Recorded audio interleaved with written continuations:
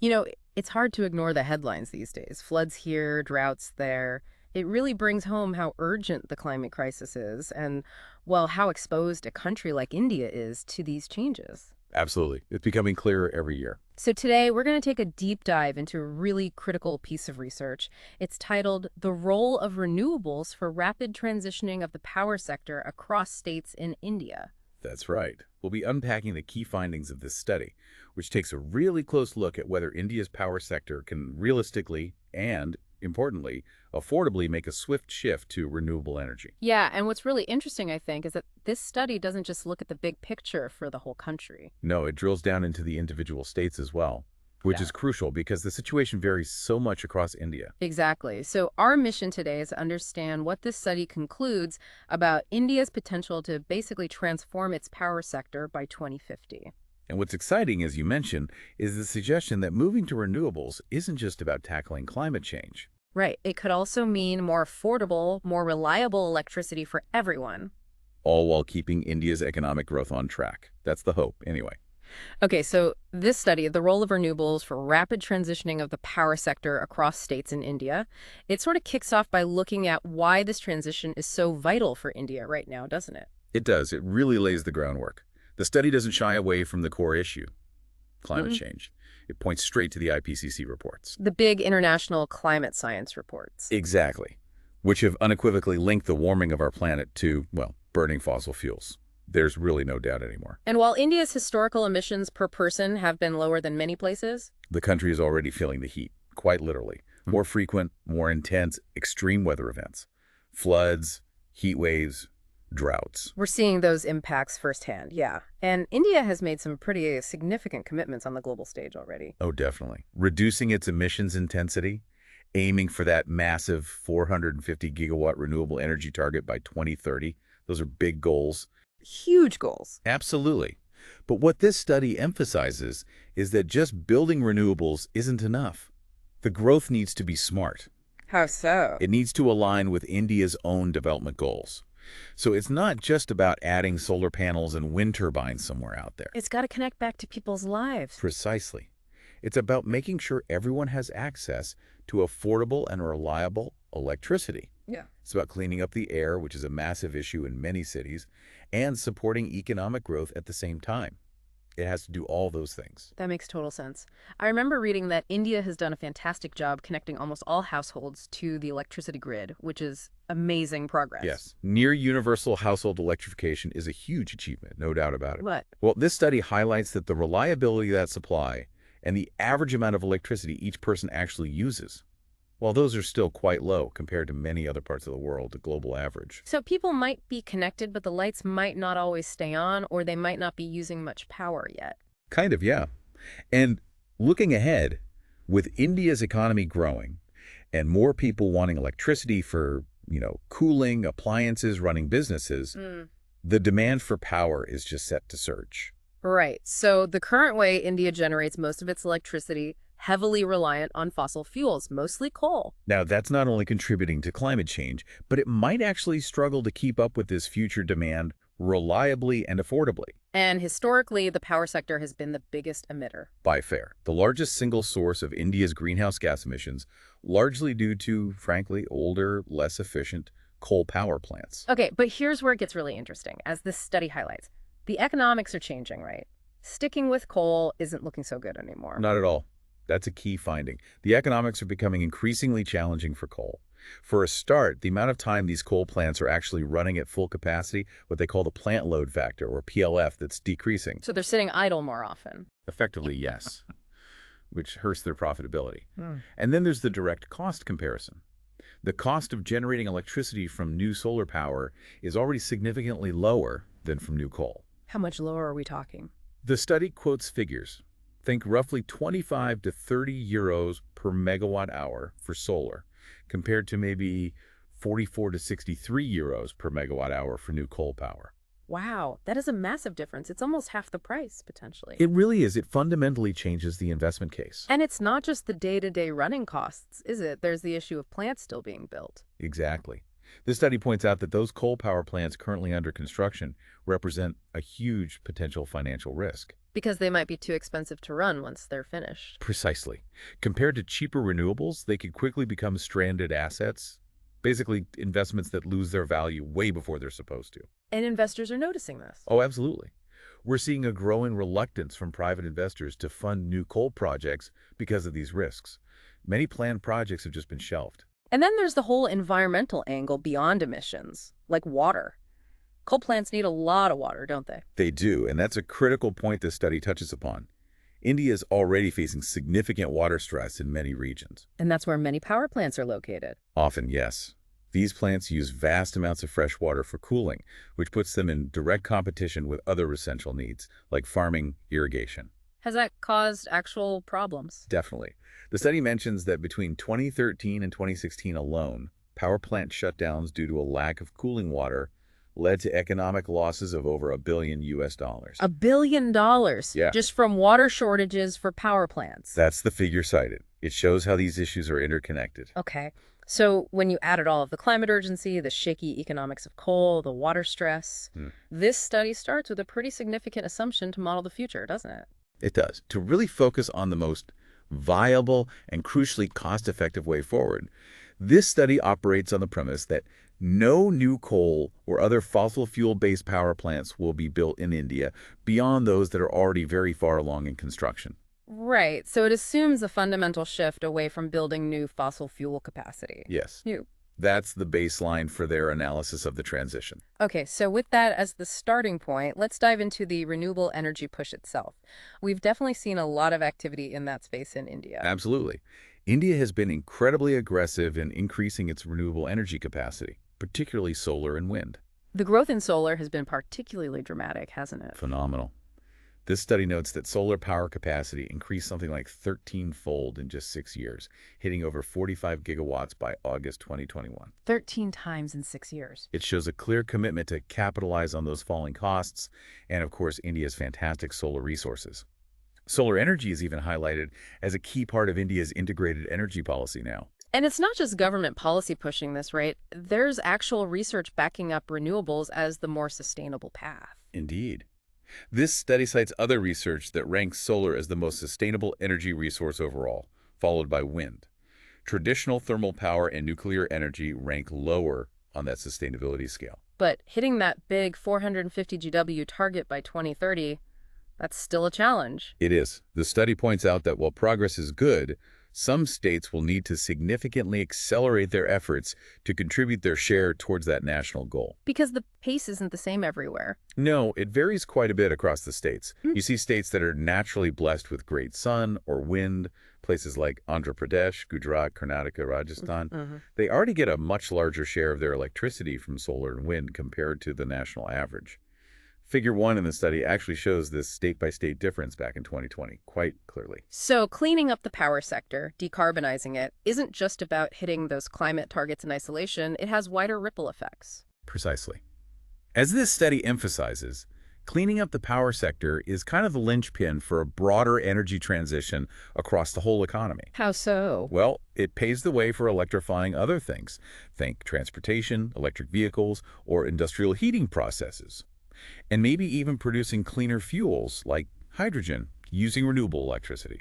Right. If the electricity itself isn't clean, then electrifying other sectors doesn't help much with overall emissions. Exactly. If we don't significantly decarbonize the power sector by mid-century, meeting those global climate goals becomes extremely difficult, if not impossible. Now, other studies have looked at India's energy future, but this particular study, the role of renewables for rapid transitioning of the power sector across states in India, tries to go further in some key ways, correct? That's a key point, yes. It Okay. explicitly tries to address some limitations of earlier research. Like what?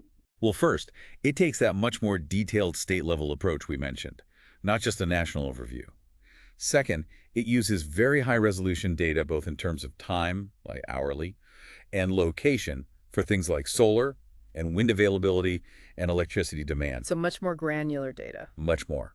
Third, it comprehensively includes the role of energy storage and other ways to make the grid flexible, which is critical for renewables.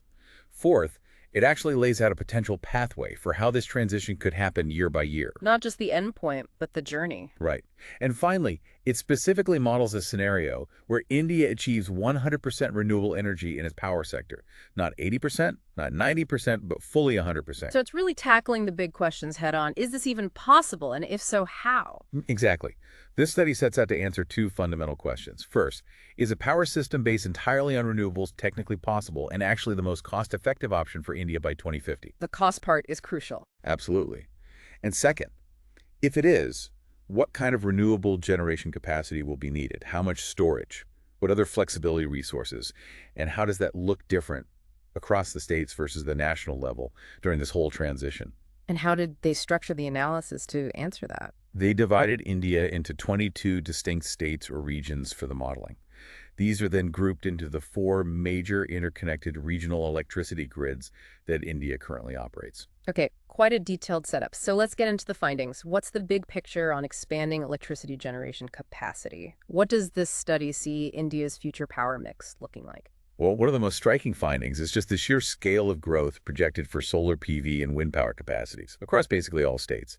Figure 2 in this study gives a great visual summary of this build-out. Any particular states stand out initially? Interestingly, the study highlights very rapid growth in solar PV, especially in Uttar Pradesh and Maharashtra in the first 10 years or so of the model transition. Why those two specifically? It's likely a combination of factors. They have good solar potential, large populations with growing electricity demand, and maybe a need to replace older, less efficient coal plants relatively quickly. But it's not just the biggest states seeing rapid growth, right? You mentioned some smaller ones earlier. That's right. If you look at the average annual growth rate for solar PV in the early stages, some other states actually show the highest percentages. Places like Himachal Pradesh, Jammu and Kashmir, Delhi, Kerala, West Bengal, Jharkhand. And why is that? Different reasons. Probably. Some of those currently rely more heavily on seasonal hydropower, so solar offers a good complement. For others, like Delhi, solar PV might simply be the cheapest new source of electricity available, and it helps reduce reliance on power imported from other states or on more polluting local options. What about rooftop solar? Does that feature much? Yes, the study shows a significant increase in rooftop solar PV systems being adopted across all states. It becomes particularly important in densely populated areas like Delhi, where large-scale ground-mounted solar farms are just not feasible due to land constraints. Okay, and what's the story with wind energy in these initial years, according to this study? Initially, wind also experiences pretty strong growth, especially in states that already have good wind resources, like Gujarat, Tamil Nadu, Maharashtra. Why the initial strong growth? Well, at that point in the transition, wind was still very cost competitive. And crucially, it can generate power at night when solar obviously isn't available. That makes it really valuable for balancing the grid. Does wind expand into new areas too? Yes, the study projects wind capacity being added, even in states where there's currently very little wind power, like Himachal Pradesh or Uttar Pradesh. This is partly thanks to technological improvements, think taller turbines that can capture steadier winds at higher altitudes, making previously marginal sites viable. But then as we look further out towards 2050, the balance shifts more heavily towards solar. Is that what this study finds? Yes, that's a very clear trend in the results. From around 2030 onwards, solar PV shows this incredibly consistent, strong average annual growth rate across the country. How much solar capacity are we talking about by 2050? The study projects a total installed solar PV capacity of nearly 3,000 gigawatts by 2050, just a huge number. 3,000 gigawatts, wow. And wind? The annual growth in wind capacity tends to slow down a bit in the later period, mainly because solar PV just becomes even more cost competitive over time. But wind still plays a vital role. So solar becomes the dominant player. Absolutely. One of the supplementary figures in the study, Figure 5, clearly shows solar PV becoming the major source of electricity generation in pretty much all states by 2050. Overall, it accounts for about 77% of the total installed capacity nationwide by then. And the total wind capacity by 2050? The projection is around 410 gigawatts of installed wind power capacity. Still a very significant amount, making it the second biggest contributor. Okay, so solar and wind dominate. What about other sources like hydropower or the existing fossil fuels? What does the study say happens to them? Well, for hydropower, regions that still have significant untapped potential, mainly in the northern and eastern states, are projected to see the most growth. So hydro capacity does increase somewhat. And fossil fuels, particularly coal. That's where you see the dramatic decline. The share of electricity generated from fossil fuels, especially coal, drops sharply throughout the transition period. Becoming stranded assets, like you mentioned earlier. Exactly. The study suggests many existing coal plants will likely become uneconomical to run, operating for very few hours in the year, which obviously hampers their profitability. They effectively become stranded. Is there any role for gas? Yes, the study does see a role for natural gas turbines and also for flexible multi-fuel internal combustion engines, or ICE. These are expected to be installed mainly by 2030, What's their job? primarily providing flexibility to the grid, Yeah. helping meet those peaks in demand, especially in the evenings when solar power fades, and generally keeping the system stable. But their overall contribution to generation becomes quite small by 2050. And transmission lines also help with flexibility. Hugely important.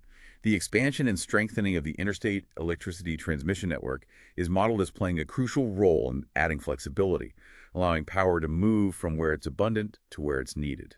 There's a figure 3 in the study showing the cost-optimal mix of generation over time. What does that tell us? Yeah, Figure 3 is really revealing. It illustrates that very rapid decrease in coal's share of actual generation across most states, particularly by 2030. Some states faster than others. Oh yes, some states like Punjab, Haryana, Delhi, Kerala, Karnataka, they see their coal generation drop by over 80% by 2030 in the model, a very sharp decline. But not everywhere is quite so fast. No, states with very high electricity demand, or those located in traditional coal mining regions, they still show a more significant reliance on coal generation in 2030, even in this cost-optimal scenario. The transition takes longer there. What about the national picture in that figure? Any key turning points? Yes, nationally, there's a major shift visible. Wind energy actually overtakes coal in terms of total electricity generated around the year 2025 in this model. Wow, as early as 2025. That's the projection. And then just a few years later, around 2030, solar PV takes over from wind to become the single largest source of electricity generation for the country. That's a rapid change. It really is. The study also mentions the increasing importance of something called round-the-clock, or RTC, power purchase agreements. What are those? These often involve hybrid projects combining solar PV with battery storage designed to provide a more continuous supply of renewable power, not just when the sun is shining. They become increasingly common. And the study also emphasizes how connecting different states helps. Definitely. Yeah. It talks about resource complementarity. So, for example, solar generation might dip during the monsoon season in one part of the country. But wind generation might be peaking somewhere else. Exactly. Or hydro might be strong. An interconnected grid allows the system to leverage these diverse patterns across different regions, smoothing out the overall supply. So fast forward to 2050 in this scenario. What's the final national electricity generation mix look like? By 2050, the projection is overwhelmingly renewable. Solar dominates, contributing about 73% of total power production. Wind is next at around 19%. Hydropower provides about 3%, and there's a tiny fraction from nuclear, about 0.4%. And those gas or multi-fuel engines? They play a very minor role in actual generation by 2050, mainly just for those peak supply moments, for keeping the grid balanced, providing stability services. Okay, this sounds like a massive transformation, but the big question always comes up with solar and wind. They're variable, right? The sun doesn't always shine, the wind doesn't always blow. How does this study address ensuring a reliable 247 electricity supply with such a huge share of renewables? That has to be storage, doesn't it? Absolutely. Storage is completely fundamental to making this work. This study emphasizes the absolutely vital role that energy storage plays in ensuring a smooth, secure, hour-by-hour power supply as you get these massive shares of solar and wind. What kind of storage are we talking about? Is it mostly pumped hydro like we have now? Well, pumped hydro is the main large-scale storage we have. Currently, yes. But the study suggests its future deployment faces limitations, finding suitable sites, environmental concerns, costs. So what's the alternative? This study finds that the most cost-effective new investments during the transition will actually be in battery storage and also in gas storage, rather than building lots of new pumped hydro. Batteries and gas storage, when does that really start to scale up in the model? The large-scale deployment of these storage technologies really kicks off around 2030 in the projections. That's when the share of variable renewables gets high enough that you absolutely need significant storage to manage it. Okay, so how do batteries and this gas storage work together with solar and wind? Do they do different jobs? Yes, they play complementary roles. Battery storage, because it's modular and getting cheaper, is particularly well suited for pairing with solar PV. Think large utility-scale solar farms with big battery banks right alongside them. For shifting solar power generated during the day to the evening peak. Exactly, smoothing out those daily cycles. Gas storage, on the other hand, is modeled as being used primarily for longer duration needs, more for seasonal energy storage. Seasonal, like storing summer sun for the winter. Pretty much, yeah. Or balancing out longer periods like the monsoon. Yeah. The total installed electricity storage capacity, the amount of energy it can hold, is projected to increase dramatically from about 22 terawatt hours in 2030 Okay. to around 95 terawatt hours by Yeah. 2050. That's shown in Figure 4 of the study. A huge increase. And which type contributes more to the actual electricity output from storage? That's mostly the batteries. Both utility scale and smaller batteries owned by consumers or businesses, prosumer batteries. Yeah. They provide the bulk of the stored electricity output because they're used much more frequently for that daily balancing. And they're quite efficient, even though the gas storage might hold more energy overall. Right. So what exactly is this gas storage in a renewable system? It's not natural gas from the ground, is it? No, that's a key point. In this study's context, gas storage primarily refers to storing e-methane. E-methane. What's that? It's basically synthetic methane. You produce it using renewable electricity through a process called power to gas. How does that work? Well, you take surplus renewable electricity, say excess solar power during the middle of the day, and use it to run electrolyzers, which split water to produce hydrogen. Okay, green hydrogen. Exactly. Then you take that green hydrogen and combine it with carbon dioxide, which could be captured from the air or from industrial sources through a process called methanation. And that creates synthetic methane, or e-methane. And you can store that methane. Yes, you can store it potentially in existing gas infrastructure or new dedicated storage for long periods. It essentially converts renewable electricity into a storable gas fuel. And its main role is seasonal. That's right.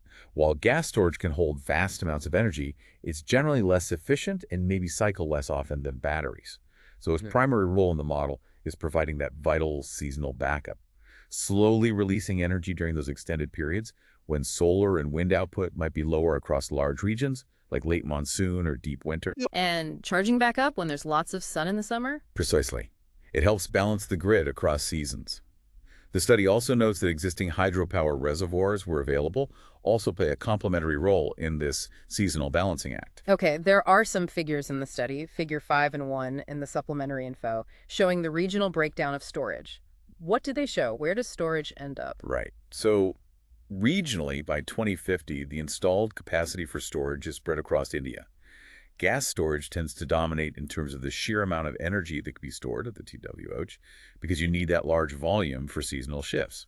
But in terms of actual electricity generated from storage. That's where batteries dominate the output, as Yep. we said, because they're doing the heavy lifting day in, day out, managing the solar variability. Any specific regions stand out for storage? Rajasthan is highlighted as having the largest share of its electricity generation coming from storage output by 2050.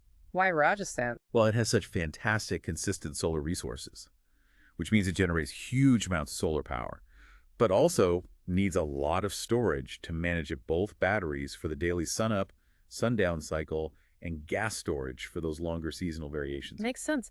And nationally, how much of the total electricity generation in 2050 comes from battery output?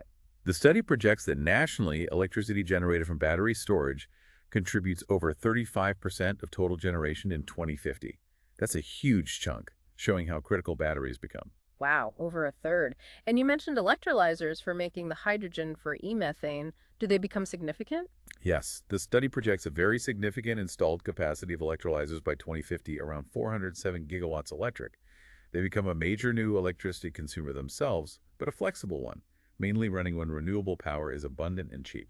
And they'd be located where the renewables are. Mostly, yes. Concentrated in those states with the best solar resources, like Rajasthan and Karnataka, where you have the cheap electricity needed to produce the hydrogen cost-effectively. Okay, storage is key. Another critical piece for integrating lots of renewables is the grid itself, the transmission network. How does this study see that evolving? Yeah, the transmission grid is absolutely crucial.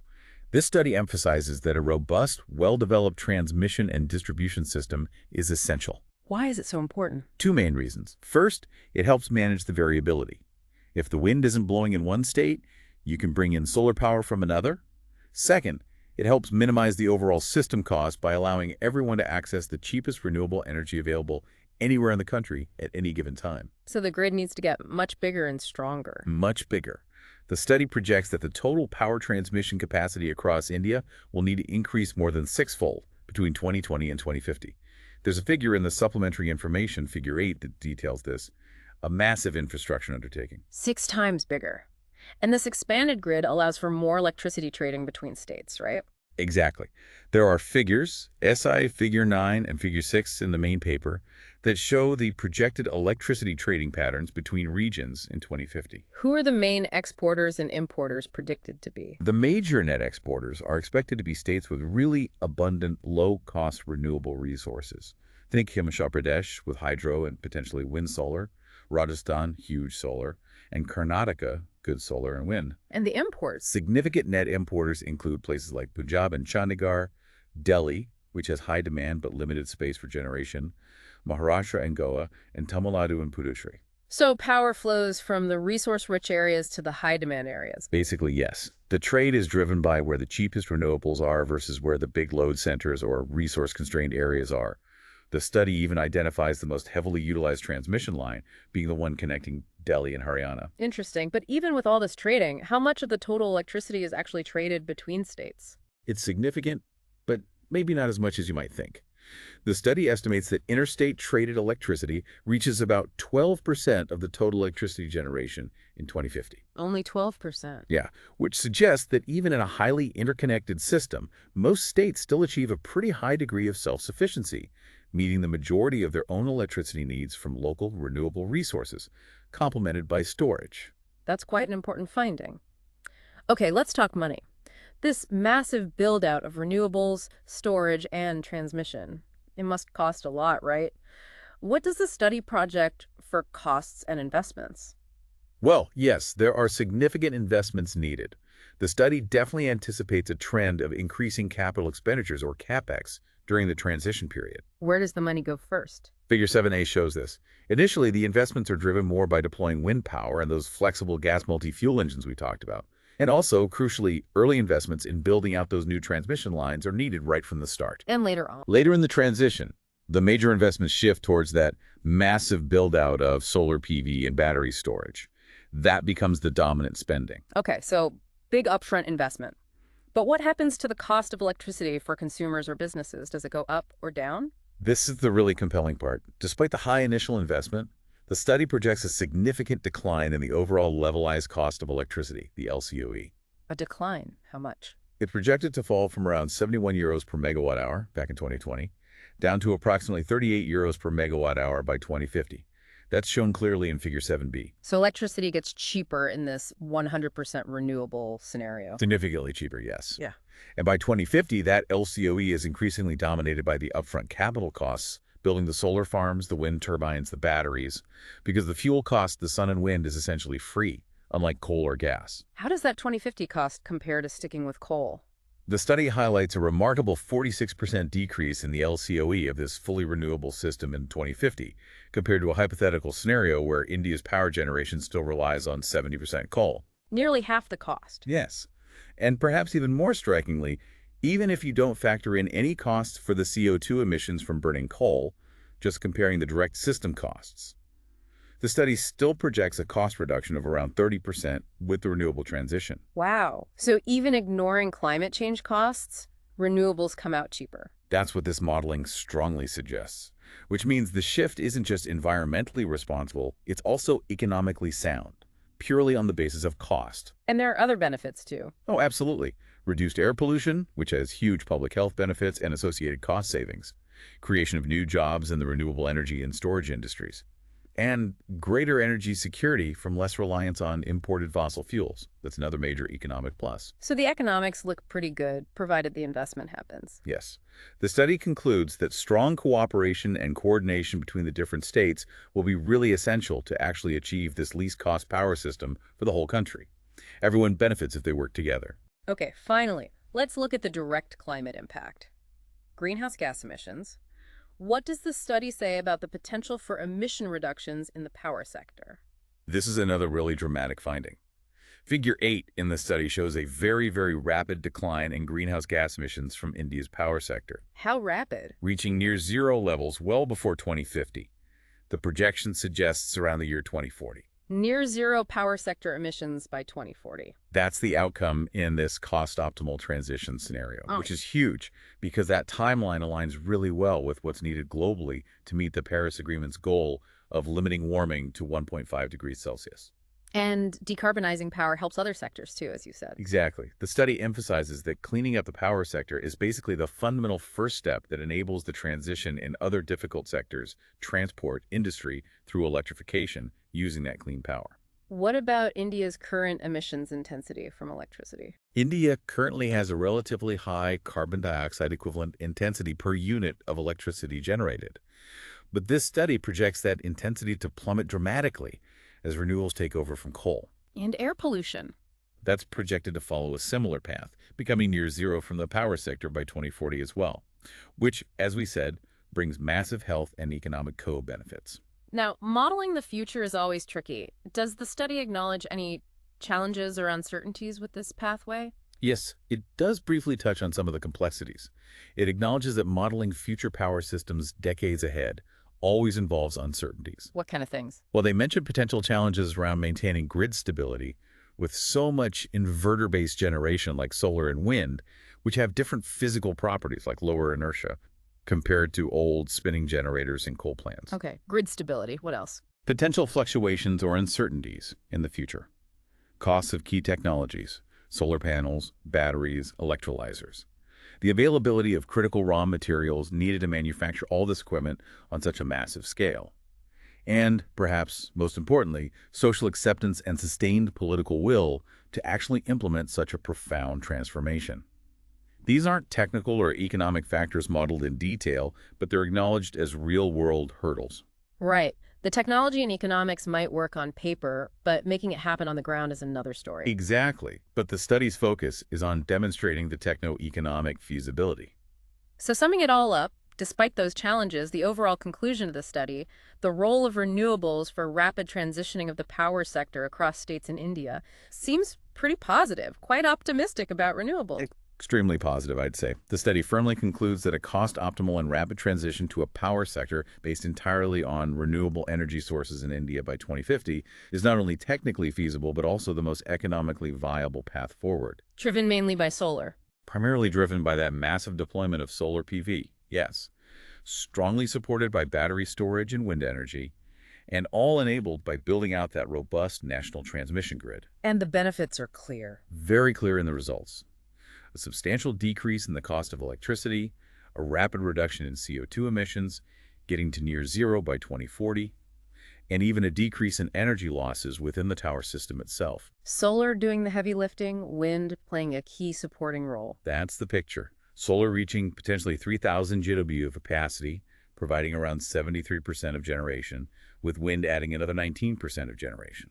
And the study banks on the costs of batteries continuing to fall, making that combination work economically. And this shift helps with other big challenges India faces. Yes, the study stresses that fully utilizing India's huge solar and wind potential is really the preferred strategy to tackle multiple issues at once: air pollution, water stress caused by coal plants, and reducing the economic burden of importing expensive fossil fuels. And the flexibility needed comes from storage and the grid without breaking the bank.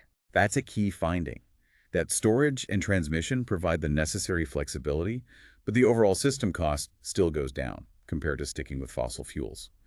Renewables are shown to be economically competitive, even without putting a price on carbon emissions. And the alternative not transitioning would be much more expensive. Drastically more expensive in the long run, according to this analysis, when you factor everything in. So the final word from the study is? That fully renewable power systems, like the one modeled here for India, fulfill a wide range of sustainability criteria: environmental, economic, social, and, therefore, they should be seriously considered as realistic and highly desirable policy options right now. Not some far-off dream, but a practical path forward. So the key takeaway from this deep dive into the study titled "The Role of Renewables for Rapid Transitioning of the Power Sector Across States in India" is really clear, isn't it? A swift, complete shift to a 100% renewable energy-based power sector in India by 2050 isn't just a hopeful vision anymore. No, This study argues it's a technically achievable and, crucially, an economically sound pathway forward for the country. It provides a very compelling, data-driven vision for India's energy future. It really does. Quite powerful stuff. It really makes you think, doesn't it? Considering these findings from the role of renewables for rapid transitioning of the power sector across states in India, what kind of wider societal shifts, maybe industrial transformations, could this energy revolution actually unlock in India? Or maybe thinking more personally, what role can each of us, as citizens, but also as policymakers or business leaders, play in actually helping to realize this ambitious yet apparently achievable future? Lots to ponder there. Definitely something to think about. That's your deep dive for today. Thanks for tuning in.